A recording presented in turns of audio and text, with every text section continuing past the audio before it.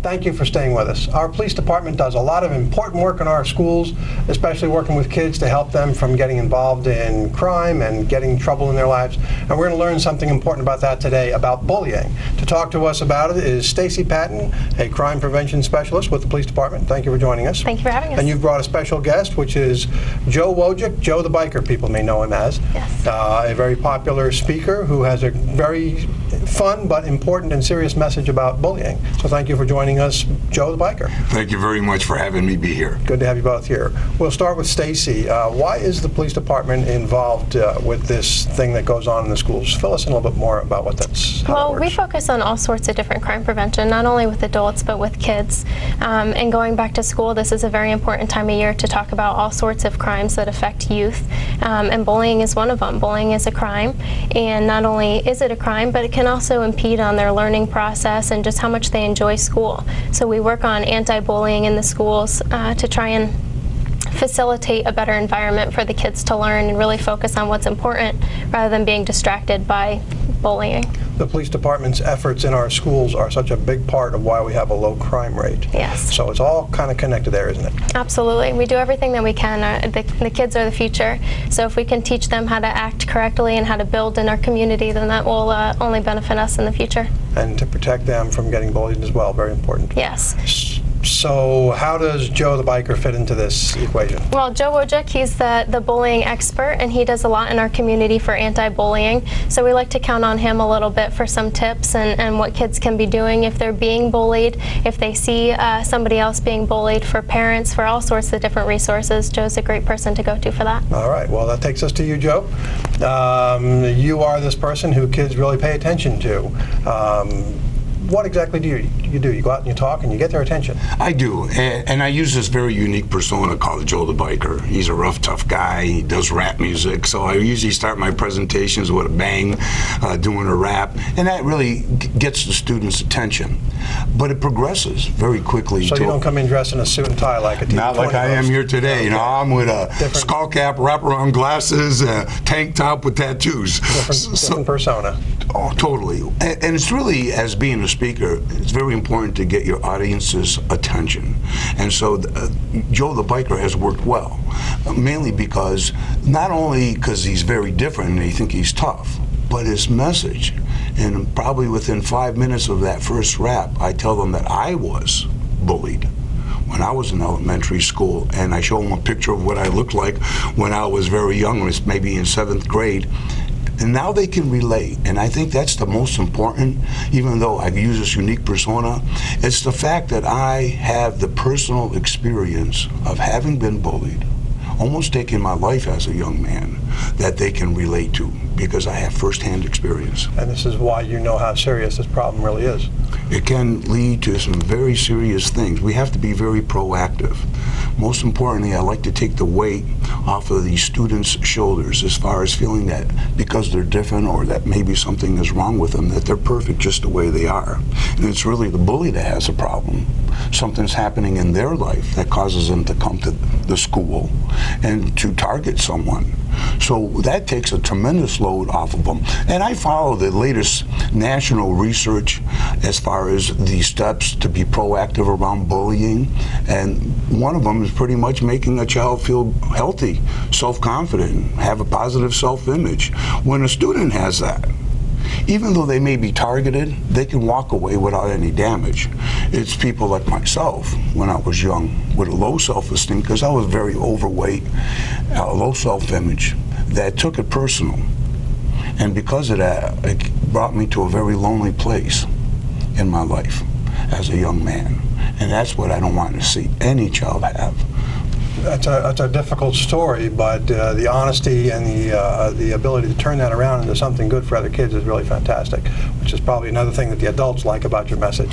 They can see the depth of that. One of the reasons why principals like me to come to the school, you know, again, I'm a weightlifter, I look like a pretty big guy, and the kids see me and go, wow, how could you ever been bullied? And I said, well, I didn't look like that back then, I looked like that. Yeah. And all the years, you know, things do change. Your body changes, things change, but the most important thing is children have to realize and recognize that they are perfect just the way they are. Absolutely. Their thoughts are okay. It's okay to be who you are. You have to stand up for your rights. You have a right to go to school. You have a right to be protected in the school. And that is the other issue, is that code of silence children have. They're afraid to tell. And how many times I've been to audiences as far as 1,500 students and have somebody come up to me after the presentation on a student and report a case of bullying because they were empowered to feel okay. And they'll tuck on my shirt and say, hey, I got to tell you something. Fantastic. And then I immediately get a principal involved. You've earned their confidence and you can begin the process to correct the problem. So what do you tell them? A kid is going to school and he's getting bullied, he's getting picked on. Where does that kid begin? Well, number one, we talk about reporting. So the first thing we have to get them over is to trust. Here's a statistic. 71% of students that were surveyed in a 10-year study on bullying felt that if they told an adult, nothing would happen. Wow, how sad. Isn't that? And yet, if you talk to principals and administrators, they would tell you, oh, on the contrary, we would do something about it. It's not important what your belief system is. It's important how the students really perceive the outcome of this. So the first thing we have to do is we have to build a relationship between the student, the teacher, administrator, or any personnel on the school property. And I always talk about the lady in the cafeteria, the guy who does the maintenance. Find somebody you can trust. Most importantly, you got to tell your mother and father, and you got to have these communications. Why? Is because at the end of the day, the adults are the ones that can really resolve the matter for you. So you have to have that relationship of trust to be able to share that and not be afraid, hey, you're perfect just the way you are. That other person's got the problem. Don't be afraid to stand up and say, hey, something's happening here. I need help. And that's what we're here for as adults. And I hear an important message for parents there as well, to be open to your kids if so that they'll be comfortable to tell you this kind of thing. Well, Ed, here's another statistic. From a behavior point of view, research has proven that families that sit down together once a day and have a meal have less behavioral problems with their children than parents that don't.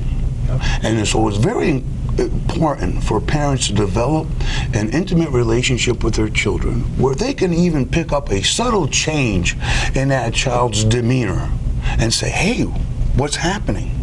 Something's not right.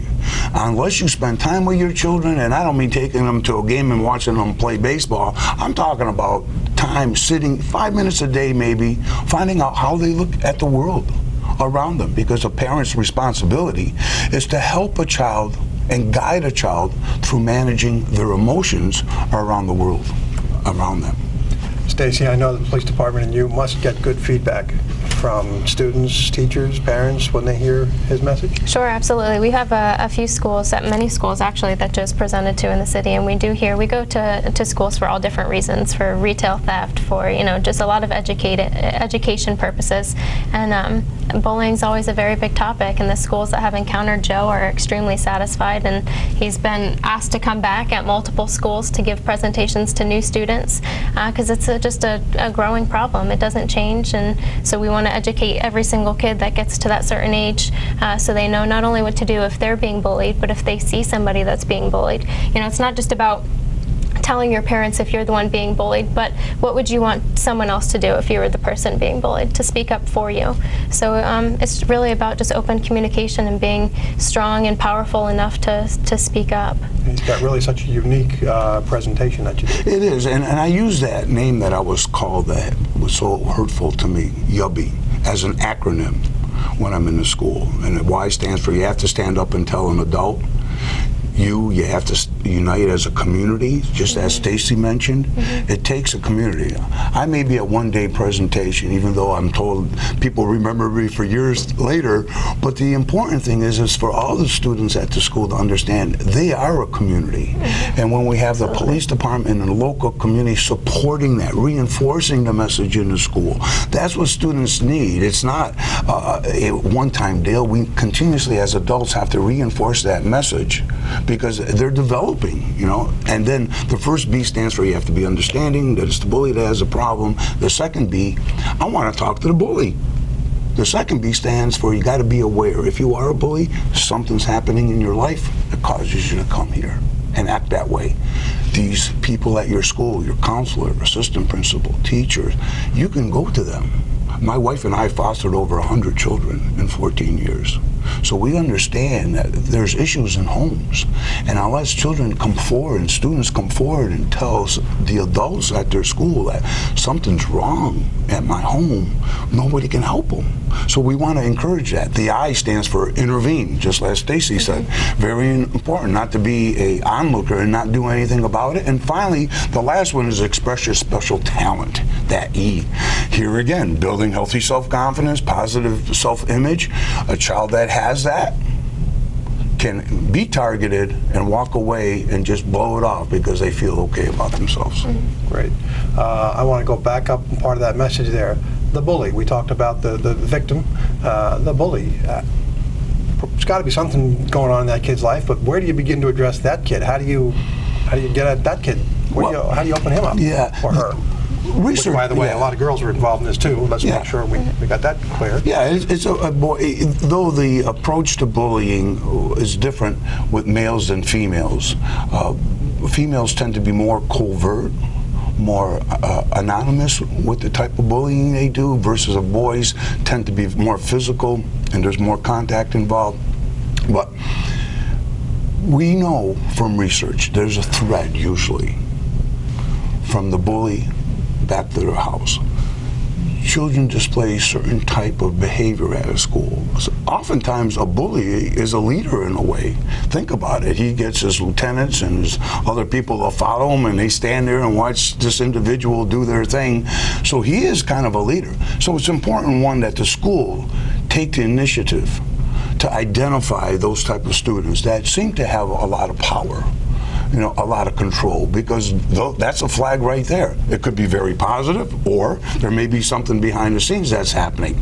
And it's a question of building relationships. Coaches, teachers, they can hear what's happening. And if there's inappropriate behavior, the way they treat other people, they got to ask the question, hey, can I have 5 minutes of your time? What's happening in your life? I'm here to make sure that you're protected. Not only here at school, but you have a healthy home life, and that you have a positive future in front of you. Kind of a lot of angles to your message here. It is across the board to a lot of people: the kids, the victim, the bully, the parents, the teachers, the schools, the whole community, the police department. As I think you mentioned earlier, Stacy, it's a whole effort kind of across the board. Very important. If somebody wants to know more about this, how can they find out more? Well, I am the executive director of the Yubbie Foundation, so we have a website, www.yubbie foundation.org. And if parents are interested, we offer a free parent's guide to bullying on our website. So if they want more information and they want more resources, tons of resources in this particular publication of where they can go to. And most importantly, they can rely on the local police department. People have to trust authority, and that's always an issue. We have to get people to believe, as I believe, that the police department is here to really keep you safe and protect you and your children. So use them as a resource. Go to my site or even joethebiker.com. Stacy, it sounds like because the police department is involved with this, that there is an official awareness of this problem. The police department is addressing bullying. That didn't happen when I was a kid, when you were a kid.